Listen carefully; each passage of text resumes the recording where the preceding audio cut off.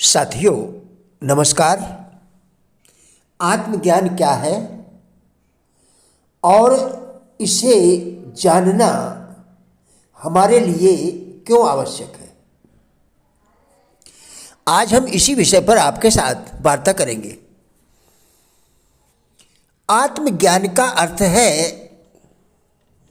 खुद के बारे में जानकारी होना या खुद के बारे में विश्वास होना।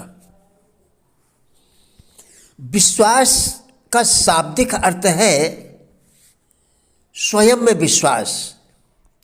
यह विश्वास कि मैं समर्थ हूँ, यह विश्वास कि मैं शक्तिशाली हूँ, यह विश्वास कि मैं सब कुछ कर सकता हूँ। जीवन का सबसे बड़ा आश्चर्यजनक सत्य है कि मनुष्य सारे ब्रह्मांड की जानकारी रखते हुए जब दर्पण के सामने अपना प्रतिबिंब देखता है तो उसे मालूम होता है कि वास्तव में वह खुद से ही अनजान है। एक महिला एक स्कूल की प्राचार्या का कहना है कि जब उसे ज्ञान हुआ कि मेरे अंदर कोई आत्मा है जो मुझसे भी बड़ी है, संसार को मेरी आवश्यकता है, मैं सामर्थ्यवान हूँ, शक्तिवान हूँ, तब मैंने निश्चय किया कि मैं कुछ ना कुछ करूँगी जिससे मैं अपने सहमानव का भला कर सकूँ। मैंने अपने स्कूल को ही कार्यक्षेत्र माना और वही मेरे लिए सब कुछ हो गया। यह महिला अपने को पहचानने के क्षण के बाद अपने निर्णय और उस पर किए कार्य से बहुत सफल हुई। केवल सफल ही नहीं हुई अपितु संसार में एक महत्वपूर्ण व्यक्ति के रूप में जाने लगी। इस प्रकार स्वयं को पहचानने के कारण ही उसका आत्मविकास हुआ। मनुष्य का उसमें विद्यमान शक्ति का आभास कराना संसार का सबसे कठिन कार्य है। मनुष्य का उसमें विद्यमान शक्ति का आभास कराना संसार का सबसे बड़ा कार्य है। मनुष्य में सर्वशक्ति विद्यमान होने के बावजूद वह स्वयं को असहाय और निर्बल समझता है। इसलिए कहता है कि मैं इतने बड़े संसार में भाग्यहीन हूँ, अकेला हूँ, निराश हूँ, मुझे जीने का अधिकार नहीं। परंतु ये बातें केवल उसका भ्रम है।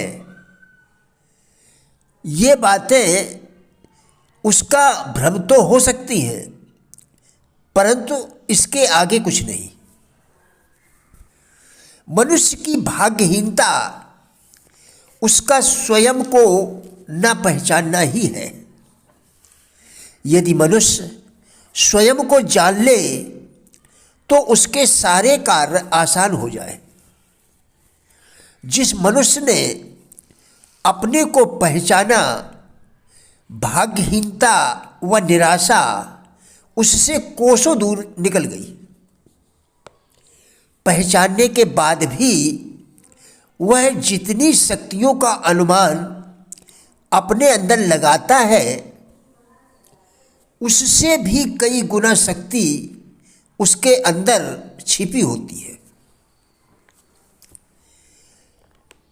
गंगा के तट पर एक साधु अपनी धर्मपत्नी के साथ रहा करते थे।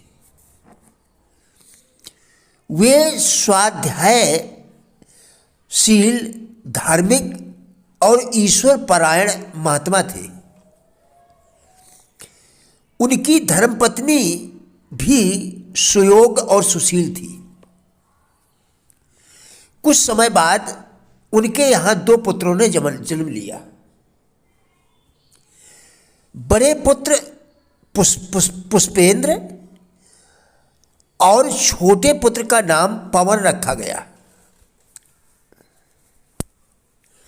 पुष्पेंद्र बड़ा तपस्वी था और उसने थोड़े ही समय में आत्मज्ञान प्राप्त कर लिया। अब उसे संसार से राग, द्वेष, मोह एवं आसक्ति नहीं थी। वह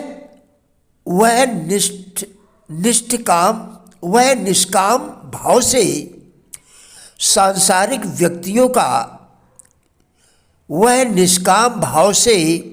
सांसारिक कर्तव्यों का पालन करता था।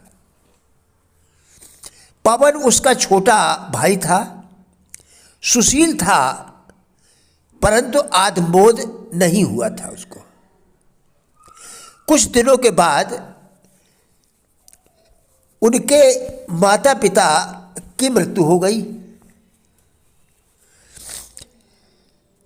छोटे भाई ने बड़े पुत्र पुष्पेंद्र को न तो पिता की मृत्यु पर दुख हुआ और न ही अपनी माता के निधन का दुख हुआ। उसने दोनों का मृतक संस्कार और श्राद्ध आदि शास्त्रीय विधान से संपन्न किया। काफी समय बीत जाने पर जब पवन का शोक समाप्त न हुआ तो पुष्पेंद्र ने उसे अपने पास बुलाकर समझाया और कहा, भाई पवन, हमारे माता पिता ने इस लोक में धर्म और पुण्य का पर्याप्त अर्जन किया, सो वो जीवन से मुक्त हो गए। शरीर तो वस्त्र की तरह है, आत्मा अनेक शरीर बदलती रहती है, उसके लिए दुख किस बात का। इतना समझाने पर भी पवन को जब बोध न हुआ तो पुष्पेंद्र ने योग दृष्टि से पवन को कई जन्मों की कथा सुनाई और बताया कि ये बानर से राजपुत्र के और भी गधा और बनपक्षी के रूप में जन्मा कर अपने विचारों में 100 जन्मों के अनेक योनियों में जन्म लिया, क्योंकि विचारों के विवरण देखकर जीवन का मोह छूटा है और उसे भी आत्मज्ञान की प्राप्ति। लाइक एवं शेयर करके प्रिय साथियों, कृपया हमारे राजेंद्र भाटिया यूट्यूब चैनल के सभी वीडियोस एक अच्छी जिंदगी जीने के लिए डिस्क्रिप्शन में दिया गया है। हमारा विश्वास है कृपया हमारा के सभी वीडियोस आपको जरूर अच्छे लगेंगे। कृपया चैनल को सब्सक्राइब करें, जिससे इसी प्रकार के और भी वीडियोस आप लगातार देखकर अपने विचारों में परिवर्तन कर सकें, क्योंकि विचारों के परिवर्तन से ही जीवन में परिवर्तन संभव है। वीडियोस को लाइक एवं शेयर करके कृपया हमारे फेसबुक पेज गुड लाइफ को भी फॉलो करें, जिसका लिंक वीडियो के डिस्क्रिप्शन में दिया गया है। कृपया हमारा भी उत्साह बढ़ाएं। धन्यवाद।